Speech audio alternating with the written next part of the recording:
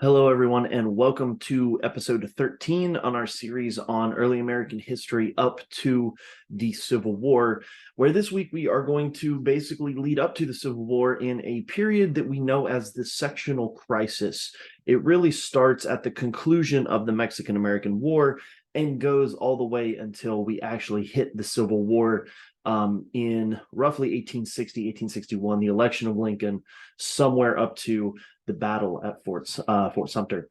Now, with this in mind, we kind of have to think, okay, at what point was the Civil War inevitable? And this is an argument that historians have basically long lingered on. At this point, with the sectional crisis, it's pretty much already inevitable. The argument could be made that it was inevitable for quite some time. In the actual time period, there are some presidents that we're going to be discussing who think that who either don't see it coming or maybe think that they can do something to stop or prevent violence from taking place. Obviously, this does not occur the way they think it is going to. Excuse me, some big questions to think about as we move forward. Number one, how did the federal government try to resolve the issue of slavery in the Western territories during the 1850s? Number two, why did the issue of slavery turn violent in the mid-19th century? Number three, what appealed to Northern voters about the Republican Party? How did this lead to Abraham Lincoln's victory in the 1860 presidential election? And number four, why did 7 Southern states secede from the Union shortly after Lincoln's election in 1860? Now, violence in regards to slavery is not new by 1849. We know this. We know that the system of slavery was inherently violent. That being said, violence between pro and anti-slavery advocates is something that's not new. One of the first known examples of this is the murder of Elijah Parrish Lovejoy on November 6th in 1837 in the town of Alton, Illinois. Lovejoy was a Presbyterian minister, a local journalist, and a staunch abolitionist, where in Alton itself was a stop on the Underground Railroad and a hub for slave catchers. It was here where Lovejoy set up several presses and wrote his anti-slavery journal piece, The Alton Observer, basically an anti-slavery newspaper. A mob of pro-slavery Missourians crossed the Mississippi River and entered Illinois and attacked his press, which was actually secret. He had put it away knowing that violence was possible. Lovejoy defended himself, but was shot 5 times when he opened the door, and he's considered a martyr against slavery. This just goes to show that even as early as 1837, violence over just opinions on slavery is something that is fairly commonplace. And that's an issue that as we enter into 1849, the conclusion of the Mexican-American War. Remember, James K. Polk says that the Mexican-American War is essentially going to stop this division. He thinks that manifest destiny will unite the nation, but it doesn't. It actually exacerbates the issue, because the question becomes, what exactly are we going to do with this new territory? What role will slavery play in what is very obviously an expanding nation? Henry Clay noted that America was a strong but an unhappy country torn by what he called uproar, confusion, and menace, which he recognized the issue to be slavery. Sectionalism divided the North and South and seemed to just grow and further divide itself. In 1833, Andrew Jackson predicted that the South would, quote, blow up a storm on the slave question. He also predicted that diehard slavery supporters like John C. Calhoun would, quote, do any act to destroy this union and form a Southern Confederacy bounded north by the Potomac River. They see this coming. The early presidents, the early politicians like Clay and Jackson, who are both Unionist in their sympathies, both will die before the Civil War takes place, but they see, as will John C. Calhoun, but they will see that this situation is on the horizon. Before the Mexican-American War, they know this. And they also recognize that before the Mexican-American War and before the Civil War, the key issue at the heart of this division is the institution of slavery. It does not matter what anybody says. The historical documentation says that the key issue, the underlying issue, even if you say the issue is states' rights, it is the issue of the institution of slavery that will divide the nation and lead to civil war. And we see this with the territories. James K. Polk, as we said, thought that division would be solved by expansion. And he believed this because under the Missouri Compromise, the lands south of that southern Missouri border, which basically include most of modern-day Oklahoma, which at this point was organized into the Indian Nations, but New Mexico, Arizona, portions of Nevada, and Southern California would remain under that, south of that line, and therefore would be considered slave state, where everything above that would be free. That was under the initial idea of the Missouri Compromise in 1820. However, the expansion, as we recognize, is that the issue of slavery is going to automatically rear its head as we discuss what we're going to do with this newly acquired territory. In 1846, an obscure Democrat from Pennsylvania named David Wilmot put out a proviso, known as the Wilmot Proviso, that basically said that Texas would be admitted as a slave state, but any newly acquired territory would be banned from having slavery. This Wilmot Proviso reignited this debate, and also pointed out that the Missouri Compromise is dated. We are 20, closer to 30 years past the Missouri Compromise, and basically the idea is that we are going to stop the expansion of slavery, because that has always been the point, is to stop the expansion, because it is blatantly obvious that the South wants to dominate political power to expand slavery. The House passes this amendment, but the Senate is full of Southerners, and they stop this proviso. Polk calls it mischievous and foolish, and Wilmot basically backed down and actually steps away from the idea. However, others are inspired by his ideas and take up the fight to stop the expansion of slavery, which then, like we said, this debate continues. The debate is over slavery leads to a new idea put forward by William Cass of Michigan. Senator Cass is kind of democratically minded in a way, and calls for the idea of popular sovereignty, where new territories and the people who live there would decide through democratic election who would be, if they would be slave or free. Now, this seems to come from an idea of democratic mindedness, ignoring the fact that that being a slave state is obviously anti-democratic at its very nature. But the idea is that by putting popular sovereignty, you're bending to the will of people. But this has, as we said, many issues. First, slaves cannot vote on their own lives. And secondly, by doing this, you are allowing very powerful forces to try to get popular opinion to sway one way or the other. In other words, popular sovereignty is going to lead to nothing but corruption, as pro and anti-slavery forces force their way into a territory and ultimately increase tensions in said territory, thus creating tensions between pro and anti-slavery advocates in the North and South. This also comes on the heels of an election in 1848. Polk had kept his promise. He does not run for re-election. He said he was going to be a one-term president, and he is going to be.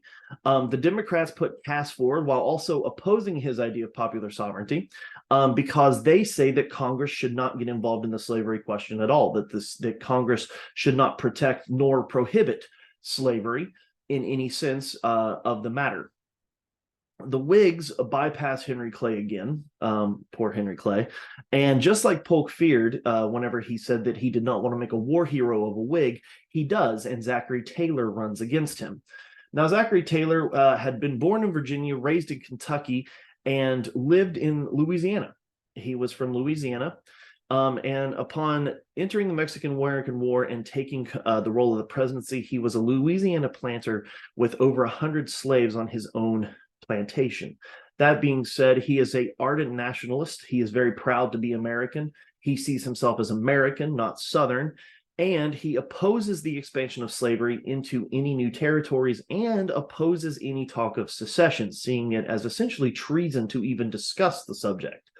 So despite the fact that he is himself a very wealthy planter from the South and a slave owner, He is an ardent unionist. He believes in the cause of keeping the Union together and opposes the expansion of slavery.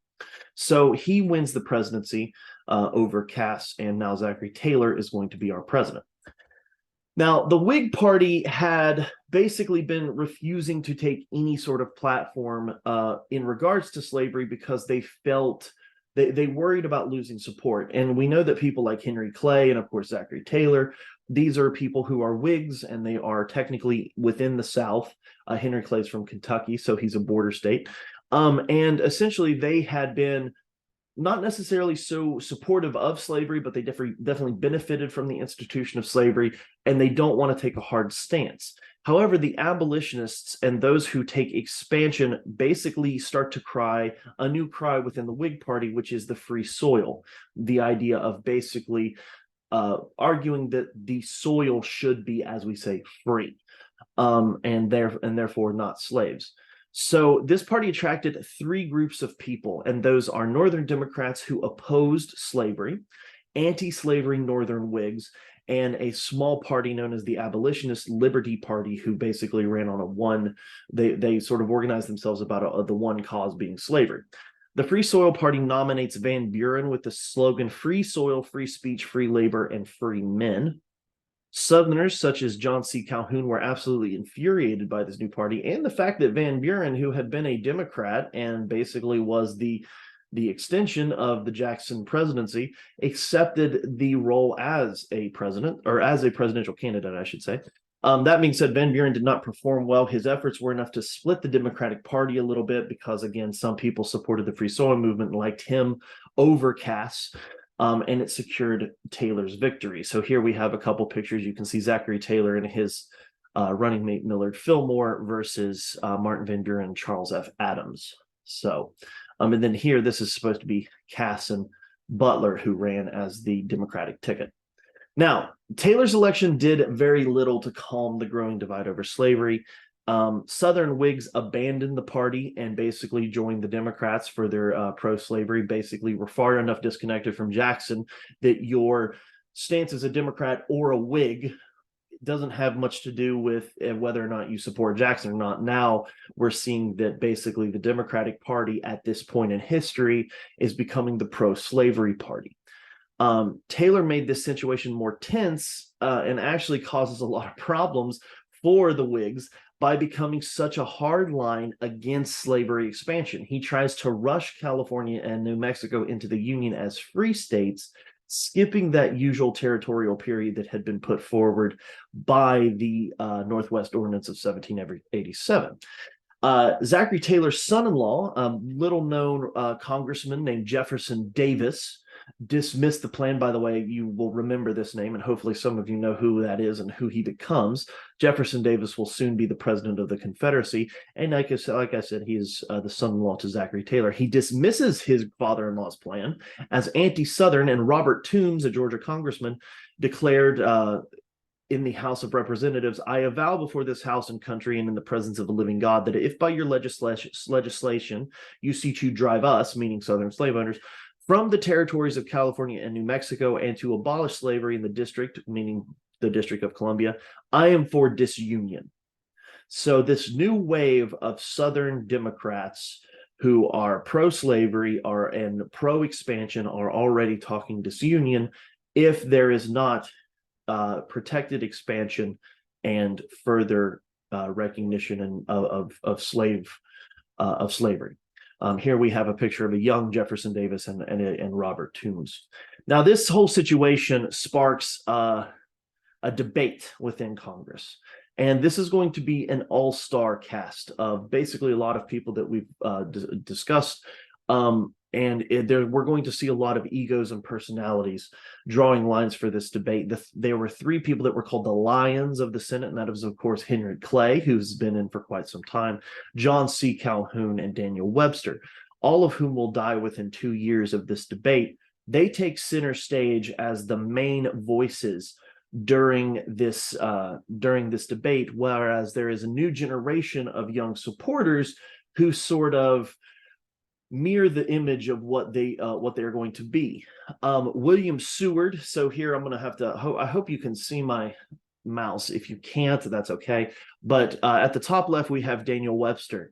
Alongside him is a young William H. Seward, who will one day serve as Secretary of War under Abraham Lincoln, and of course be the person to purchase Alaska. He is going to basically speak alongside Daniel Webster. Henry Clay is going to speak alongside a Northern Democrat known as Stephen Douglas. And then, of course, a very ill and aging John C. Calhoun is going to speak as a pro-slavery advocate alongside Jefferson Davis. So they are going to essentially debate this issue of slavery, the role of Congress in the institution of slavery, and the expansion of slavery into new territories. Congressional leaders basically turned to Clay. Henry Clay had been the voice of compromise for quite some time, even though at this point Henry Clay is 72 years old and dying of tuberculosis. Clay hoped that his efforts would save the Union, and he walked into the Senate on December 3rd, 1849, to a thunderous applause, and basically gives his speech in what he basically wants to be compromise between slave and free states. The following day, Zachary Taylor, made a speech requesting immediate statehood for California and, as soon as possible, New Mexico. Davis and his fellow Southerners basically balked and said that California would tip the scales to free states, and therefore they would oppose this. Taylor requested that slavery not even be brought into the debate, but slavery is already an issue, so it's already a part of the debate. Clay steps in on January 29th, 1850, with the support of Webster, with a series of compromise proposals that would become the basis for what will become known as the Compromise of 1850. Basically the conclusion of what comes to this. Now, Daniel Webster is not a hardline abolitionist. He does not like slavery. He does not wish to see it expanded, but then again, his main concern is keeping the nation together. So he's willing to make appeals to try to keep the nation together. So therefore, he kind of breaks with Seward, who was a little bit more an ardent abolitionist and wanted to see slavery stop where it existed. I wouldn't say he's an ardent abolitionist. I shouldn't have said that, but he is definitely an ardent anti-expansion person. But basically, this Compromise of 1850 is going to be put forward. Now, Webster's support is critical because he's a powerhouse for the Whigs, but Webster, again, had never taken an overwhelming opposition to slavery as others did. And here are Clay's proposals as follows. I've color-coded them. The ones in blue, which are number 1, 3, and 6, are basically things that will appeal to the northern free states, the free soil movement, the abolitionists. The things in red are things that will appeal to Southerners, pro-slavery Democrats, etc. Number 1, we are going to admit California as a free state. So already we have one thing that the anti-slavery group wants, or the anti-expansion group wants. We will organize the territories of New Mexico and Utah without restrictions on slavery, allowing for popular sovereignty, meaning that those two territories are going to be organized into territories. So California is going to be a state. These two are going to be territories. And then they will allow for slavery to be decided by popular sovereignty. This goes against the ideas of what Taylor wanted, and it goes against the ideas of what most free states wanted. Number 3, we will deny Texas's claim to New Mexico. Texas claimed that the New Mexico territory was part of Texas, and therefore would be part of their state, and therefore a slave portion of the United States. They deny that and say that's not right. It's not a part of your state. It's its own territory, which was a good thing for the anti-slavery group. Number 4, we will compensate Texas by assuming pre-annexation debts. The North did not want to do this because they didn't want to appeal to Texas at all, because Texas was so focused on protecting slavery. Number 5, we're going to retain slavery in Washington, D.C. So Washington, D.C. as a district allowed slavery because it was part of, at one point in time, it had been part of both Maryland/Virginia, both of which were slave states. They're going to protect slavery in Washington, D.C. However, we're going to abolish the sale of slaves in Washington, D.C., which appeals to the North. Number 7, adopt a more effective slave law. We're going to get into that here in a minute. And number 8, deny congressional authority to interfere with the slave trade. In other words, 5 things that will appeal to Southerners, pro-slavery Democrats, and only three things that will appeal to Northern anti-slavery groups. Despite this, March 4th, 1850, Calhoun enters the Senate. He is desperately ill with tuberculosis and had written a speech but was unable to give it because of his horrible cough. So he has his speech read for him, opposing Clay's compromise, despite the fact that it is in his favor. Calhoun's argument centered on California, who he said threatened the rights of Southerners because admitting California as a free state, first off, goes against that compromise, or excuse me, the Missouri Compromise, because part of California is south of that Missouri border. The other issue is that it would tip the scales of Congress to being in the favor of the anti-slavery states, or the free states, as we should call them. And he basically said that the great questions of the Union had to be answered on Southern terms, and Congress must protect what he called the, quote, property rights of Southerners in new territories. Basically, it's all or nothing with these pro-slavery Southerners. They will get everything they want. They will not concede anything, and any concessions would be seen as a step towards war, which when you put that ultimatum out there, you are already wanting a war. You are wanting to secede, which is why Jackson and all those others had seen it coming around the corner, because they knew the way that this was being handled. Webster's response, of course, is not nearly as hardlined as the free soil or free state movements wanted him to be. Webster blames both the South and the North for this crisis and says that both regions have legitimate grievances with one another. He said the South understandably rejects the, quote, infernal fanatics and abolitionists, and the North resented the aggressive expansion of slaves into new territories. And he also broke with many Northerners and declared his support for that number, I think it was 7, of Clay's compromises, which was his support for a stricter Fugitive Slave Act, which we will discuss here in a moment. Webster, however, had no patience for any talk of disunion or secession, and said that any talking of that in any efforts to actually make this happen would certainly bring a civil war. Seward speaks up, and Webster's speech had angered both sides. The North actually accuses him of betraying the cause of limiting slavery's power, while the South opposed his remarks on secession. And this meant that Seward is going to step in as the new and young voice of the free states. He says that slavery was opposed to the higher law above the Constitution, basically signing that he believes that God had ordained slavery as a great evil, and that the North would continue to engage in civil disobedience in helping slaves escape, even if a fugitive slave law was passed, which absolutely infuriated Southerners. The idea that he would openly avow to break any fugitive slave laws and continue to help with runaway slaves absolutely infuriated the Southerners in Congress. Now, Clay was angry at everybody. He had claimed that extremists had been at the center of the debate, and basically says that compromise is the truly American path. And Zachary Taylor doesn't help the situation because he is still pushing for the admission of California.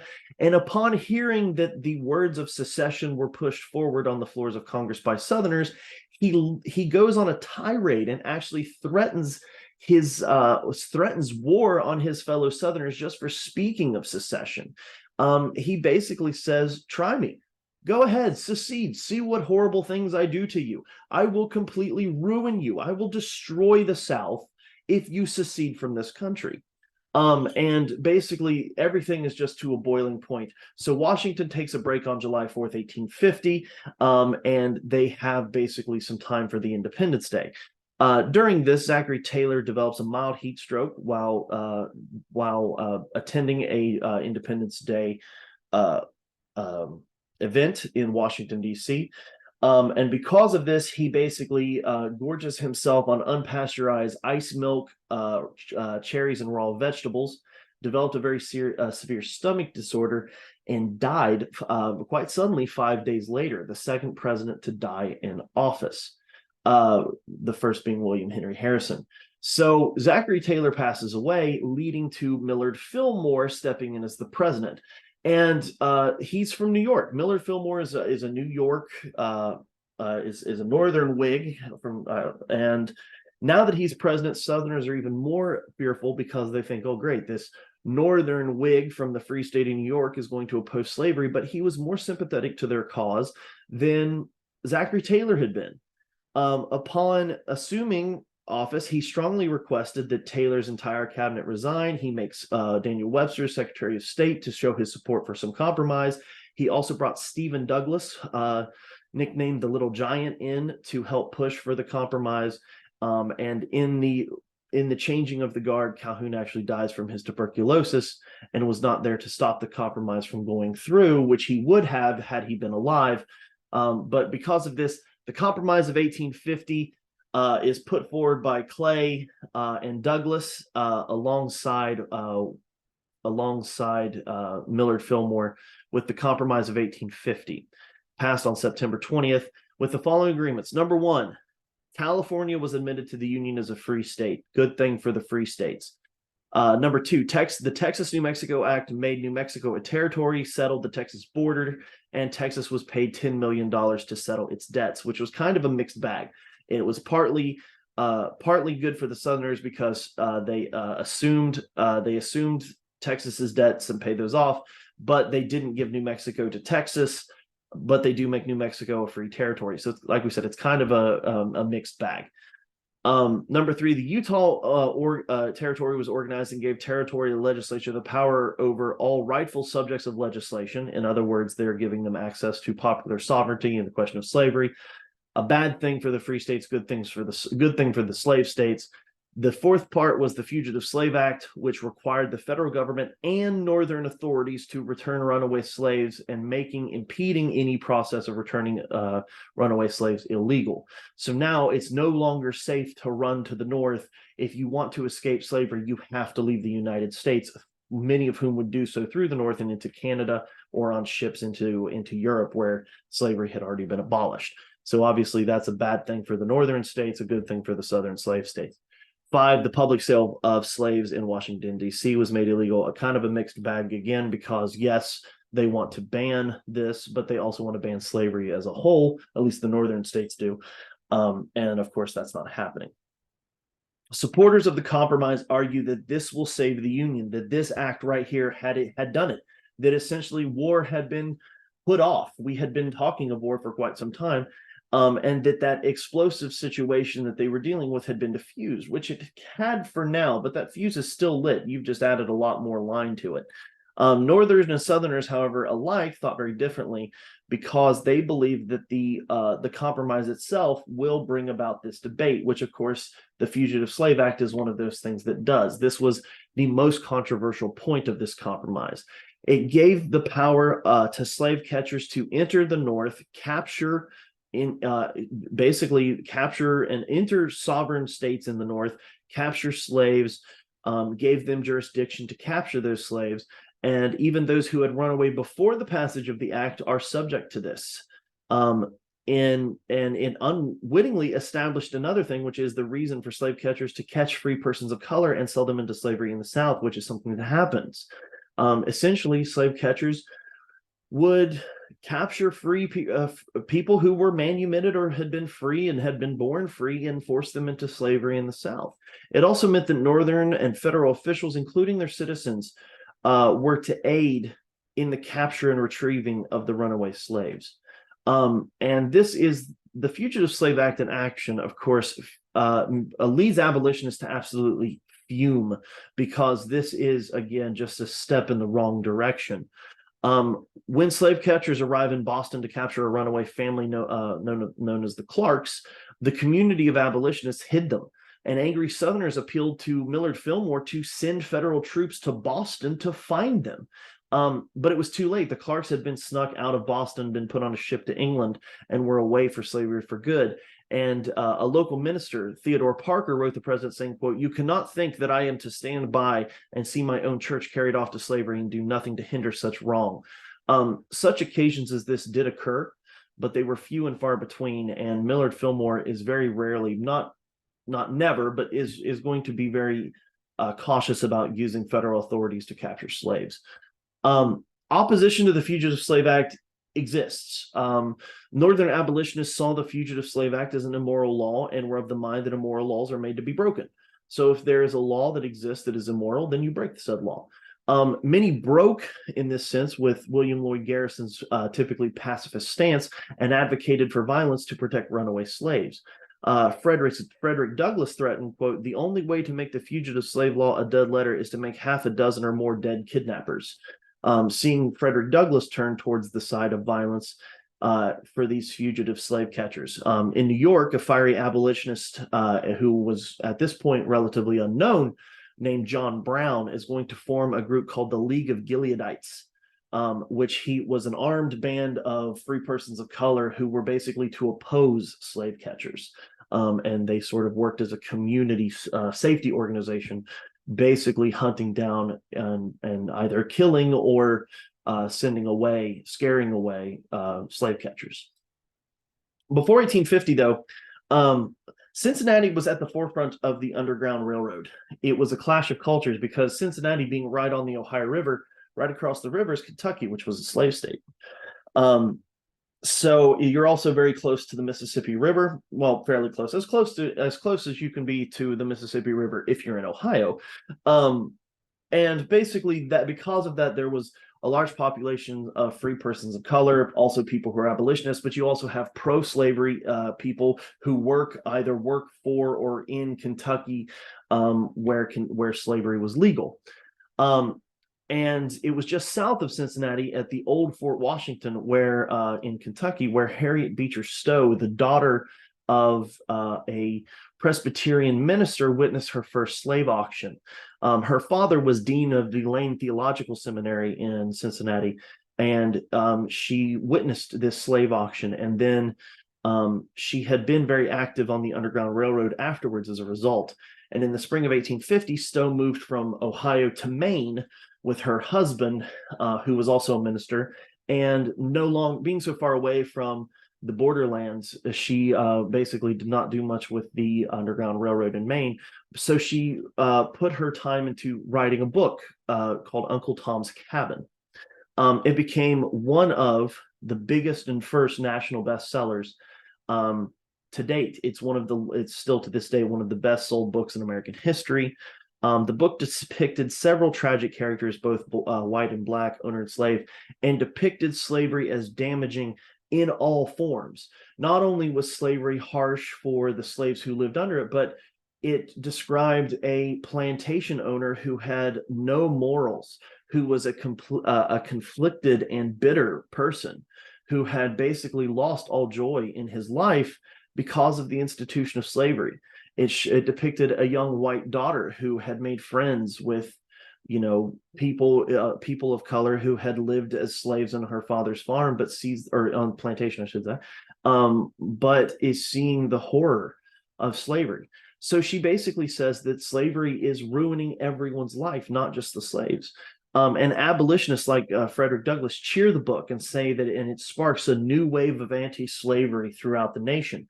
The South was infuriated by the book, going as far as to call for her arrest, even murder. There were claims that some had hired slave catchers to find her and kill her. One planter even mailed her the the severed ear of a punished slave to show proving her point, but also to show how little they cared for what she had written.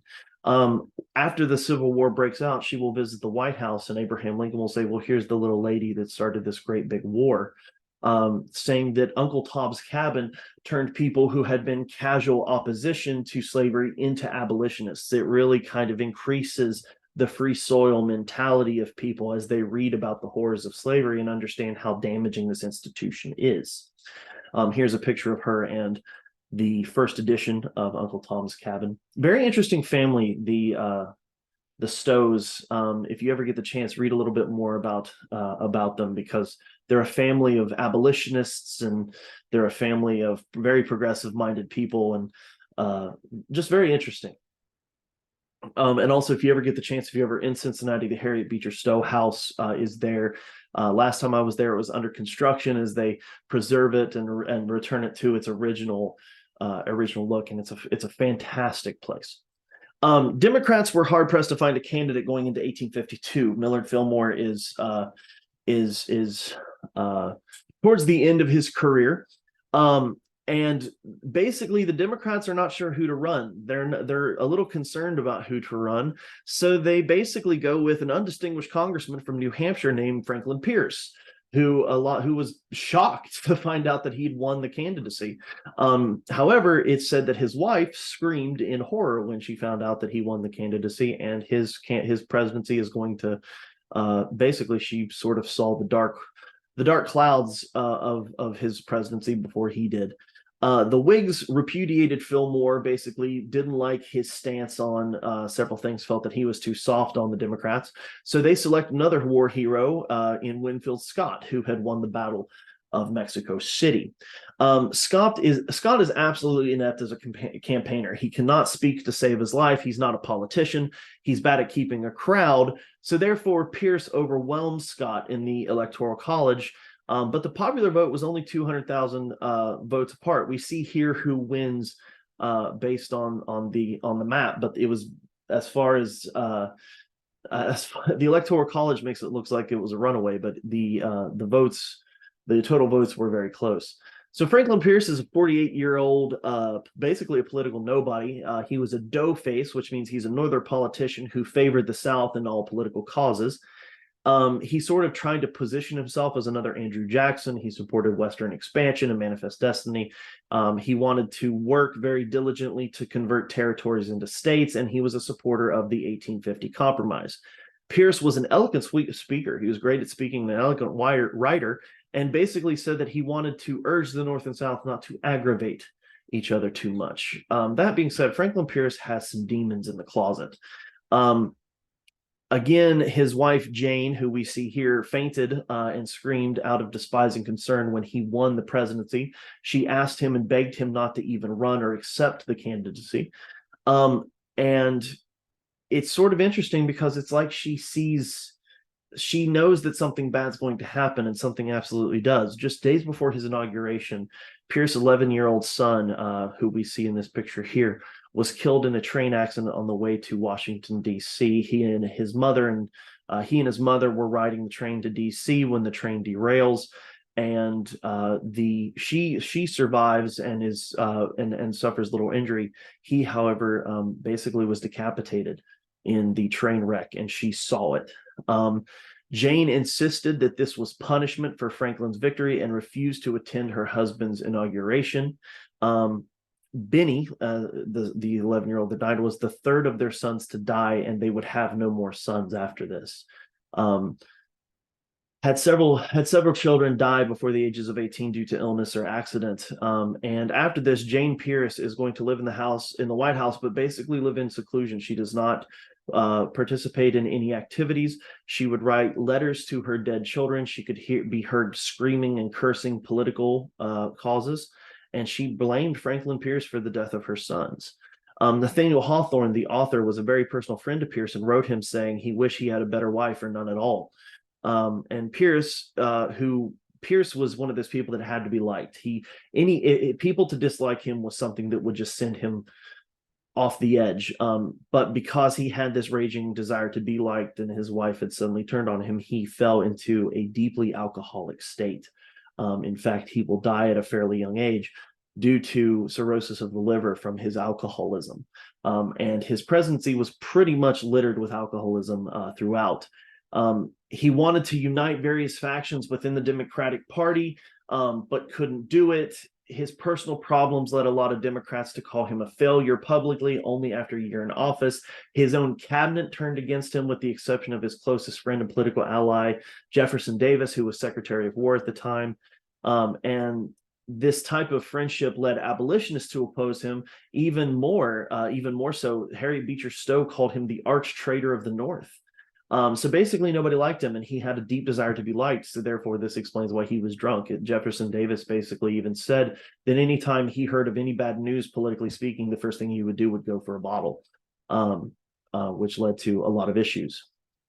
Now, on the foreign policy side of things, we're going to kind of shift gears just a little bit and talk about some other things that are going on, because America is changing. There's a lot of big events going on right now, but there's some smaller events that have a lot of effects later on. especially especially when America forces Japan to open itself. During the age of colonization in the 17th century, Japan had closed its all borders to any nation except the Dutch, and the Dutch were only allowed to trade in one specific port. They wanted to limit influence from the outside. They did not want to become a colonized nation, so essentially they had closed themselves off. They had remained closed into the 19th century, but America had a great design to open the nation for trade. There were a lot of factors for this. Trade with China was just as lucrative as it has always been, and the United States desperately wanted to trade with China and knew that U.S. ports and now that we have ports in California, which is now a free state, as the Compromise of 1850 made it, we want to open up to China. Ships are still running on coal, so we need coal stations along the way, which is also going to lead to the colonization of places like Hawaii and islands in the South Pacific, which is something we would talk about in after 1865. But Japan was just another step to China, so basically we forced Japan open with Commodore Matthew Perry, not the guy who was on Friends. This guy, Commodore Matthew Perry, made a show of strength and basically forced Japan to open the nation to American diplomats and trade. There's also a wave of immigration coming into the United States, especially from Ireland, who was in the midst of the Irish potato famine, a result of English colonization at the time.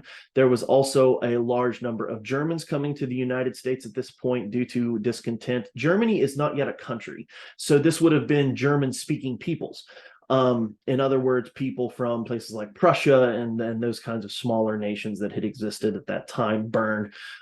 So essentially, a lot of these individuals are coming here in search of a better life, in search of cheaper land, more accessibility to work, as well as escaping issues in their own country. Now, most of these immigrants are both poor and Catholic, leading to some Americans, both North and South, to embrace ideas of nativism. If you've ever seen the movie Gangs of New York, nativism is embodied by Bill the Butcher, who talks about his street gang is known as the natives, where he essentially embodies this nativist idea. Nativists supported restrictions on immigration, called for and committed public harassment of immigrants to the United States. And the nativists actually lead to the creation of a third party known as the Know Nothing Party, of which Millard Fillmore is going to later become of interest because he himself becomes a nativist and opposes immigration to the United States. But as you can see here, we see a rather racist depiction of, or I guess we shouldn't say, well, yeah, racist depiction of Irish and German peoples stealing a ballot box while also being dressed as their favorite alcoholic beverages, which, if you know anything about America at this time, everyone was drinking. It didn't matter who you were, where you were from, everybody was drunk. You couldn't drink the water, so everybody was drinking alcohol, but for some reason they point out that Irish and German people apparently drink more, even though America had, at this point per capita, had a lot more problems with alcohol than either of those respective countries / peoples. So yes, this is something that's going to be kind of brewing over the United States. And with trade with China and Japan open and California clear across the country, the need for a faster, more efficient means of transport west was absolutely required. And this meant that America, especially the Congress, are going to start looking for a way to create a transcontinental railroad. Jefferson Davis argued that it should run through the South, for obvious reasons. Now, Stephen A. Douglas disagreed and said that it should end in Chicago, which was the hub of Midwest. It should also be pointed out that he was the senator, or had been the senator, from Illinois. So that's why he wants Chicago to be the center, but he claims that Chicago is the hub of basically the United States as far as the West goes, and therefore we need some sort of transcontinental railroad. The issue there is, though, that the territory that is currently Kansas and Nebraska is unorganized.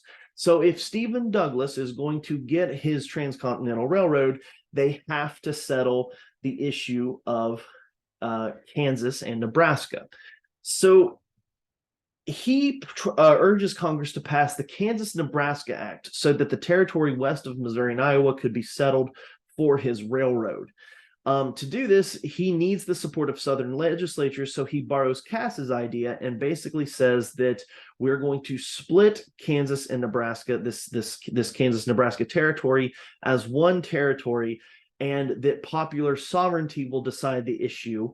And he thought this would be a clever way to get Southerners to support him while also going around the Missouri Compromise, which would have said that Kansas-Nebraska territory would not be slave owning, because under the Missouri Compromise, it lies north of that line. So therefore, he wants to basically subvert the Missouri Compromise. Southerners demanded more of Douglas, and he reluctantly agrees and says that Kansas-Nebraska would create two territories, not one called Kansas, one called Nebraska, each one open to popular sovereignty. In May of 1854, the Kansas-Nebraska Act repeals the Missouri Compromise. The Missouri Compromise is gone. No longer will it be a factor because of the Kansas-Nebraska Act. The Northern Whigs are powerless to stop it, and the Southern Whigs voted for it. The Whigs as a party ended with this vote. Because of their division over this, basically, the split in the Whigs is too harsh to even be able to come to any terms of reconciliation. Here we see the Kansas-Nebraska territory and how it's organized. And the yellow areas that you see here are going to be open to slavery under this idea, whereas the territory in Washington and Oregon will be free. Oklahoma at this point is still an unorganized territory because it belongs to the Indian nations, as we had said. Now, the Whigs are destroyed. They're done. The Northern Whigs are in shambles. Southern Whigs are brought into the Democratic Party under the cause of slavery and expansion. The conscious Whigs, people who had been Whigs who had been opposed to slavery, joined with the Free Soil Party, and in 1854 joined with together in Ripon, Wisconsin, to form a new party called the Republican Party. The party was basically to support expansion, but oppose allowing slavery to expand into new territories. That's the idea that they're going to basically organize themselves on, and then everything else they're just going to figure out as they go along. But because the Kansas-Nebraska Act had been having the very problem with popular sovereignty rears its ugly head, people rush to the Kansas territory. A lot of people rush there because it's free. It's very cheap land. So if you were wanting more land than you had in, say, Ohio or Kentucky or Pennsylvania or even places like Georgia, a lot of people moved to Kansas. The South, the key here is that both Southerners and Northerners want it, but the fact of the matter is this cotton doesn't grow in Kansas. It's not good for Kansas. But the South had been reliant upon Midwestern corn and wheat for food. In other words, Ohio, Indiana, Illinois, those countries, or that country, is basically feeding the South, as the South makes pure profit off of cotton. So free labor and free soil was feeding the nation. The Midwest provided food for people, and acquiring Kansas would allow slavery to move into the market of produce. Corn and wheat could be grown with slave labor, which would ruin the Midwest economy, basically completely disconnect the need for the Midwest for the South because they could get their food from Kansas. Northerners, even those who were indifferent from slavery, knew that they could not compete with slave labor and the plantation system moving into the wheat or corn production. So regardless of who came to Kansas, you took a side on slavery because slavery was either going to benefit you or hurt you. Nobody was not impacted by it. So this means that Kansas is going to be the site of this controversy, and the issue of this democratic popular sovereignty is going to rear its head. Many people venture to Kansas on their own accord, but a lot of powerful Northerners and Southerners are raising money and petitioning people to move to Kansas to drum up support for their side. One slaveholder said, "Every slave-holding state is furnishing men and money to fasten slavery upon this glorious land." In other words, powerful, wealthy forces, the planters, are trying to get people to move to Kansas to support slavery and make it a slave state. Efforts to gain a political majority were pushed by both sides to try to make Kansas slave or free, which is going to lead to election issues. On March 1855, an election for the territorial legislature was held. on election day, hundreds of pro-slavery Missourian ruffians, known as border ruffians, basically militias that organized themselves as pro-slavery. Many of them were made up of slave catchers. Entered Kansas and illegally voted for Southern candidates, even though they're not from Kansas, and vowed to, quote, kill every goddamned abolitionist in the territory. When they convened, the legislature expelled anti-slavery legislatures and declared that Kansas would be a slave territory. They kick out anybody who will oppose them. Franklin Pierce hears about the situation, but does nothing despite the requests of the good territorial governor who wanted to do things properly, and was reported to, basically due to the issue and the stress, enter into a drunken stupor. Outraged Free State advocates called the government illegitimate. It said it wasn't the true government and formed a new government, their own government, based in Topeka, which created a free state constitution, declared for Kansas a free state. Kansas has two technically illegal governments at this point, one slave and one free. Popular sovereignty doesn't work in this situation. Now, as a result to this new government, in May 1856, 500 Missourians, Alabamans, and South Carolinians attacked the town of Lawrence, Kansas, which was a hub of the free soil, free state movement. David Atchison, a former U.S. Senator from Missouri, urged the raiders to, quote, not to slacken or stop until every spark of free state, free speech, free inwards, or free in any shape is quenched out of Kansas. The mob burnt the town, destroyed presses, and ransacked shops. There was only one death recorded, and ironically, it was a pro-slavery advocate who was hit in the head when a balcony from a hotel collapsed on top of him. So this, the sacking of Lawrence did lead to a great deal of destruction, and basically tried to bully free state advocates.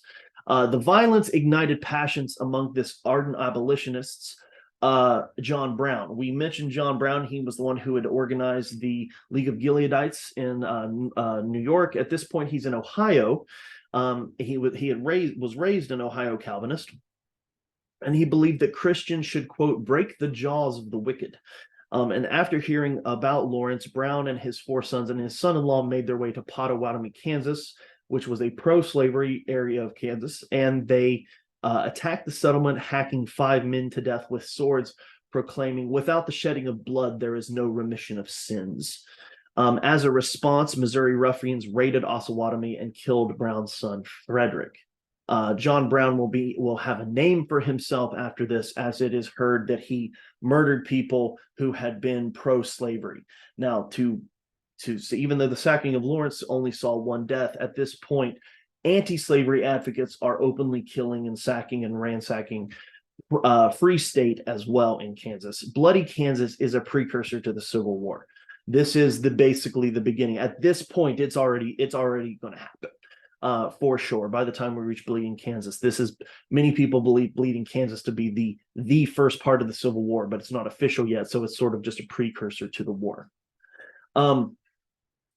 4 days before the massacre in Pottawatomie, a Republican senator named Charles Sumner of Massachusetts delivered a fiery speech condemning the violent actions at the hands of Southerners in Kansas.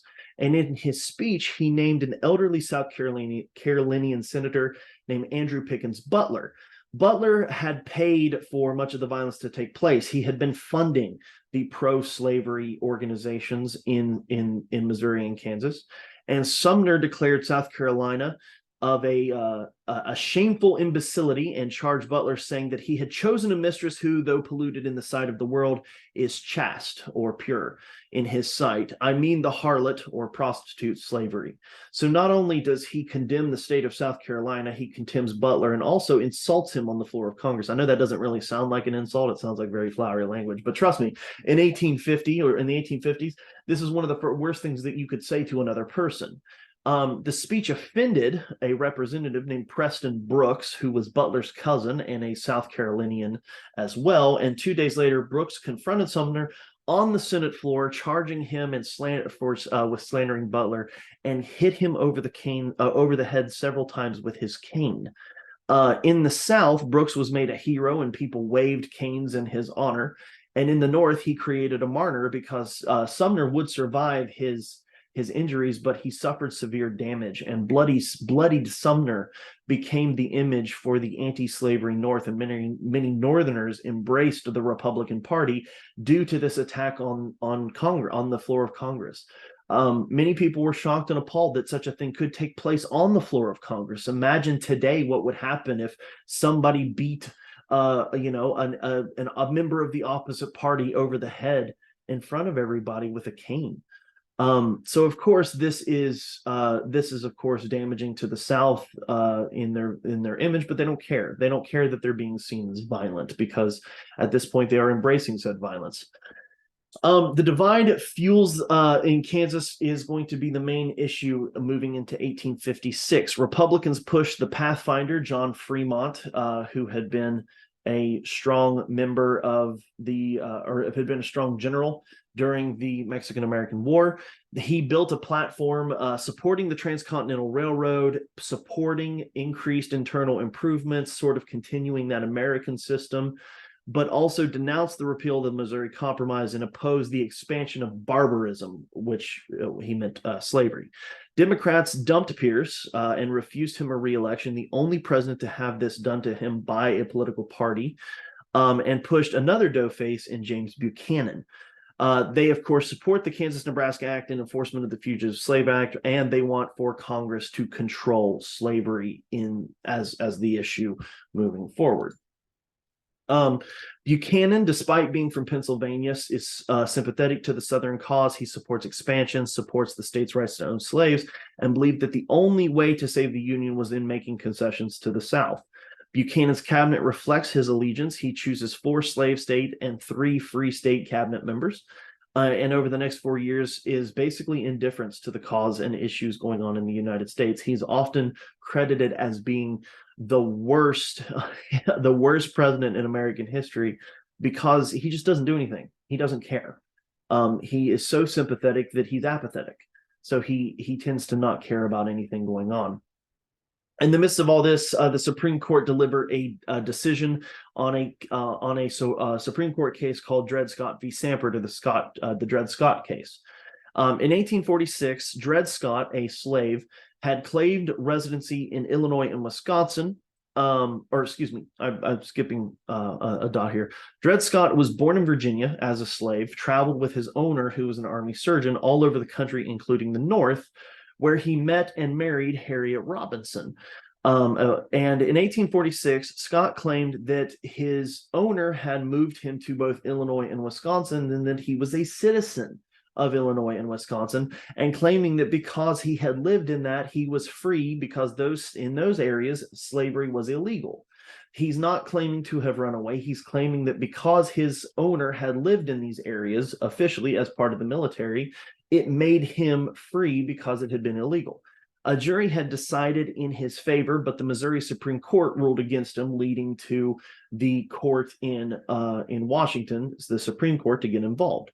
Of the 9 judges of the Supreme Court, 7 are Democrats, 5 are Southern, and the vote is 7-2 votes against Scott, with Justice Roger B. Taney of slaveholding Maryland, a slave owner himself, to declare that Scott had no legal standing as a slave and could not sue, and therefore the case was thrown out because he was not legally allowed to sue his owner because he was a slave.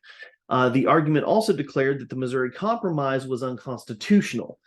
The first act of Congress to be declared as such. Even though it had been overturned, they declared unconstitutional, ruining any Republican hopes for returning to the Missouri Compromise. So this is a very political Supreme Court doing a very political action for the pure reason of supporting slavery. Here we can see a little bit more about the decision. This is Dred Scott on the right and Roger Taney on the left. So the Missouri Compromise is not going to be brought back. The Supreme Court has said it's unconstitutional. It also threatens popular sovereignty by claiming that Congress had overstepped its bounds in basically creating popular sovereignty. Plus, pro-slavery advocates cheered the decision. Buchanan also approved the decision, and Republicans basically were completely lost because their platform of returning to the Compromise of 1820 was destroyed by this decision. Not only this, shortly after Buchanan takes office, the economy takes a turn because it was essentially growing too fast. Too many railroads and factories combined with lower international demand for American produce led to a financial panic, which was triggered by the Ohio Life Insurance and Trust Company going bankrupt. When the panic began, people rushed to the banks to get their money. Loans were caused in and caused other businesses to go bankrupt. In the North, unemployment skyrocketed, leading to federal troops needing to be called in to quell the angry mobs in New York City. Southern planters were not affected as much by this panic because it was the integral system of industry in the North that was dealing with the issue. It was not anything that the Southern planters had been involved in because they are still a very agrarian society, slave-based economy. So they're not investing their money in businesses the way that people are investing money in businesses and the way that banks are investing money in businesses in the North. So as you can imagine, Southerners are taking joy in the fact that the North was struggling.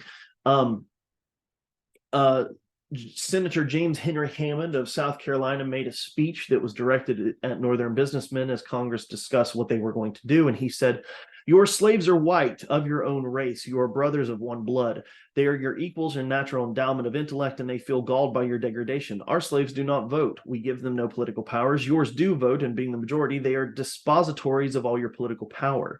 Hammond went on to suggest that the North should then embrace slavery, and then mocked them again, claiming that cotton is king because he believed that it was better. So the South is indifferent to this, and they're openly mocking the North, being basically openly harassing the North at this point.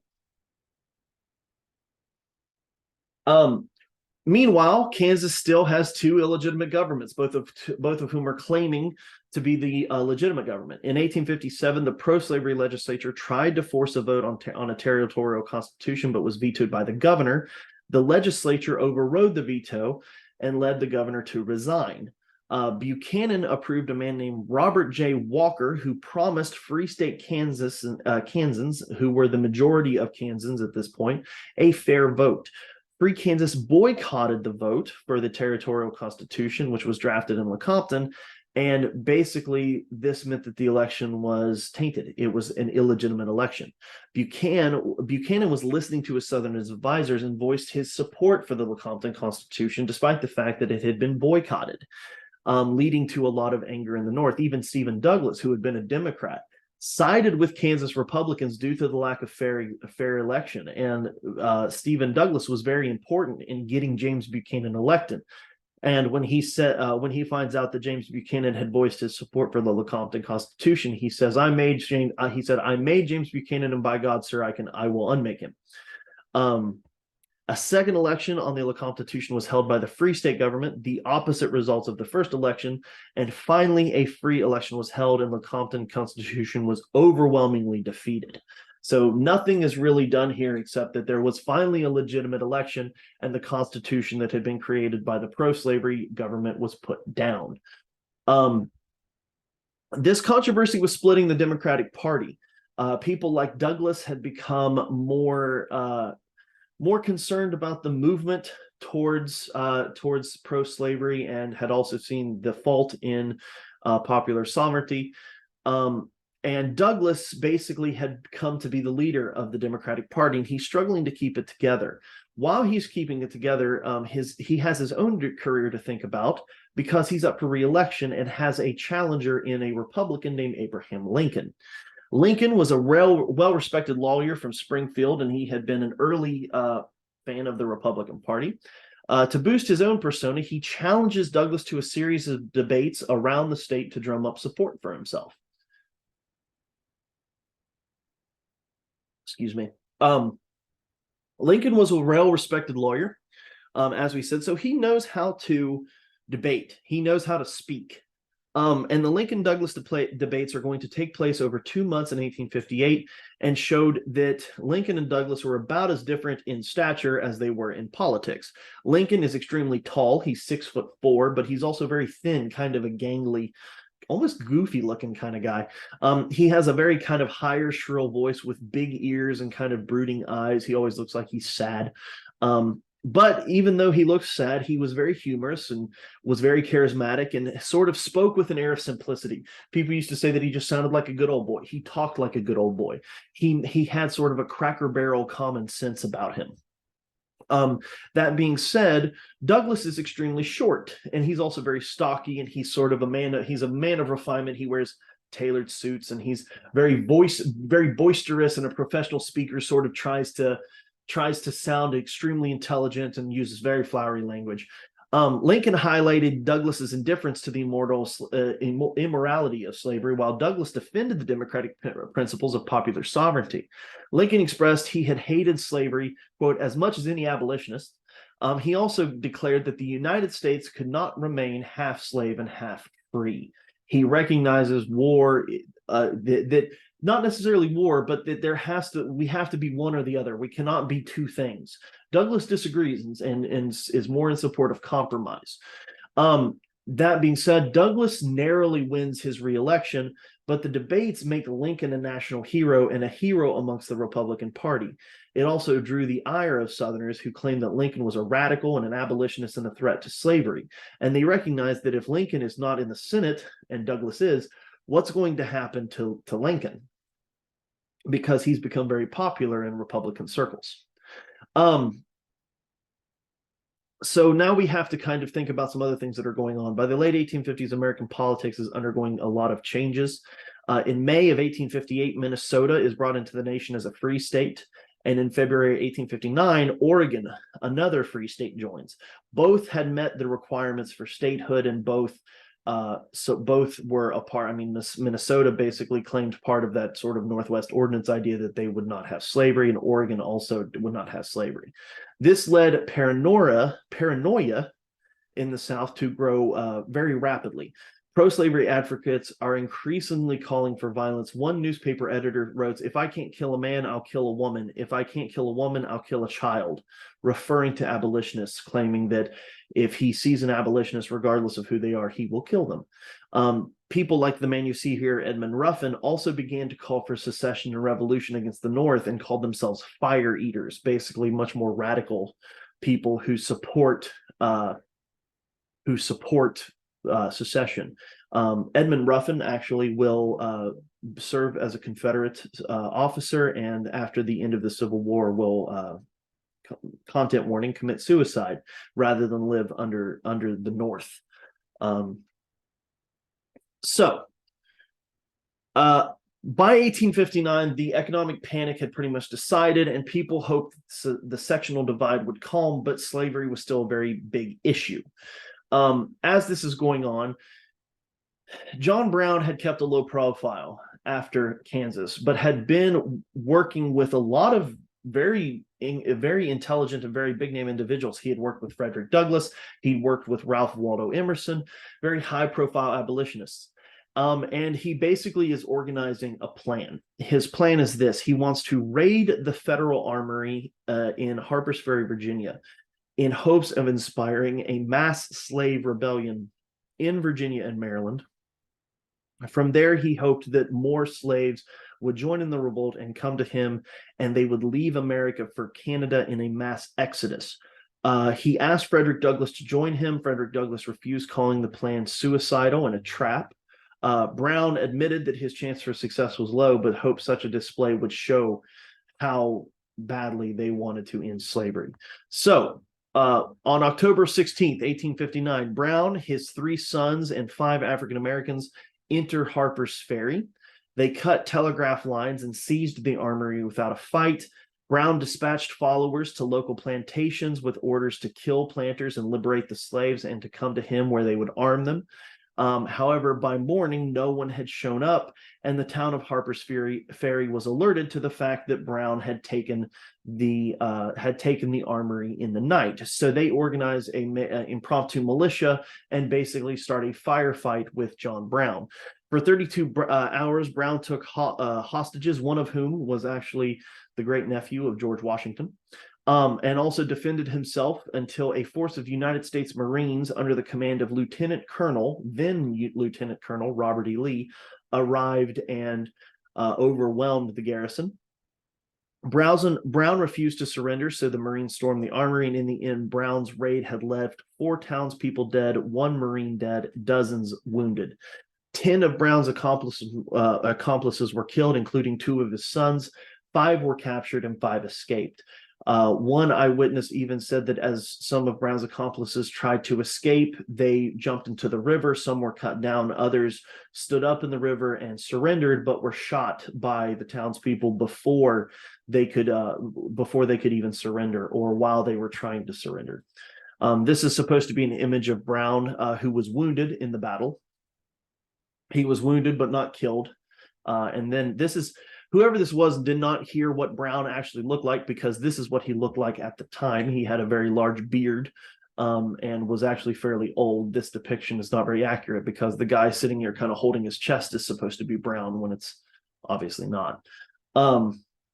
So Brown survived and was arrested, charged, and convicted of treason, murder, and, quote, conspiring with Negroes to produce an insurrection. 4 weeks later, in Charlestown, Virginia, Brown met the gallows, and in a final statement, he declared, "The crimes of this guilty land will never be purged away but with blood." On December 2nd, 1850, John Brown was hanged in front of 1,500 Virginians. One of the guards in that hanging was a man named John Wilkes Booth, who saw the hanging from up close. Now, you might see this as sort of just a small case. I mean, it's a fairly small battle. There's not a lot in terms of death. There's very little that's achieved outside of the fact that it was stopped. But reactions to Brown were mixed. Garrison, who was still a pacifist at this point, called Brown misguided and insane, but said that he knew of many people who held the same feelings as Brown. Ralph Waldo Emerson called Brown a saint and said John Brown had, quote, made the gallows like a cross. Douglas said, "I live for the slave." John Brown died for the slave. In the South, rumors and fears of slave insurrection spread amongst many, and people thought that this was a plot by the North.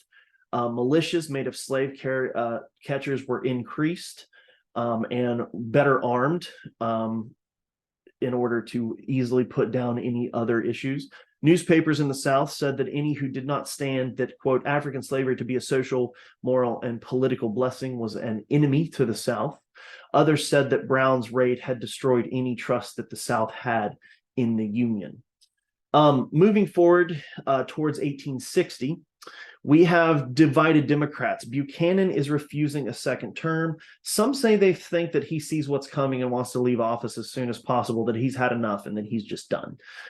Democrats were divided between North and South. The Northern Democrats support Stephen Douglas, but a second delegation in South Carolina votes the pro-slavery John C. Breckinridge, who had been Buchanan's vice president. So moving into the election of 1860, neither faction in the Democrats are willing to budge. The Republicans push Abraham Lincoln, believing in his prowess that he would win the election. There was a moderate Whig faction known as the Constitutional Union Party, who were basically the moderate, sort of indifferent to slavery people of the Whigs. They pushed Tennessean John Bell, who had a platform that was very vague and nobody really knew what he wanted to do. In the North, it was Douglas versus Lincoln, and in the South, it was Bell versus Breckinridge. Lincoln took every single free state and won by the smallest plurality in history. He won basically only by a few votes. But it was a clear victory in the Electoral College, even though he was not even on the ballot in the South. The South refuses to put him on there. However, Douglas basically took 12 electoral votes from Breckinridge in Missouri, and Bell took Virginia, Kentucky, and Tennessee. So basically, those were votes that probably would have gone to Breckinridge had Bell and Douglas not ran. But either way, Lincoln wins the 1860 election. And as you can imagine, the South is not very happy about this. Lincoln ran on the promise that he would not abolish slavery, but that he opposed expansion into new territories, including Kansas. Despite this, Southerners call him a bigoted, unscrupulous, and cold-blooded enemy of peace and equality for of the slaveholding states. Rumors abounded that Lincoln was planning to abolish slavery. And former President John Tyler even lamented and said that America had fallen on evil times as a result of his election. He joins with Vice President, best vice presidential name ever, Hannibal Hamlin. Absolutely love that name.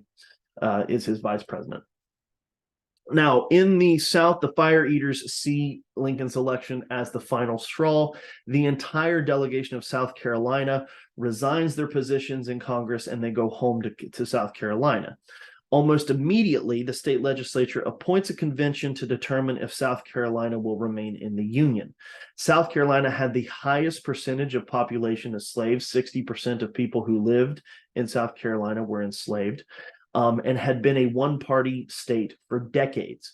It was also the only state to not allow citizens to vote in presidential elections. Only the planter-controlled state legislature could vote. It was the aristocratic state to end all aristocratic states. It was the quintessential mentality of Southern elitism. On December 20th, 1860, a convention in Charleston unanimously votes to secede from the Union. When the decision is read aloud, church bells rang, people shot pistols into the air, people cheered, and shops closed, and the cadets at the Citadel fired artillery salutes. The Union dissolved, read the headlines of most papers. One unionist wrote, one unionist who lived in Charleston at the time, Charleston, South Carolina at the time, wrote, "You'll regret the day you've ever done this. I preserve to see how this ends," knowing where this was going to go. If you would like to read the Declaration of Secession, here is a link to it. It's also going to be put in the readings for this week. But it absolutely mentions that the sole cause of this was slavery. Now, Buchanan is president still, not Lincoln. Lincoln is president-elect. Buchanan needs to be strong, and he doesn't.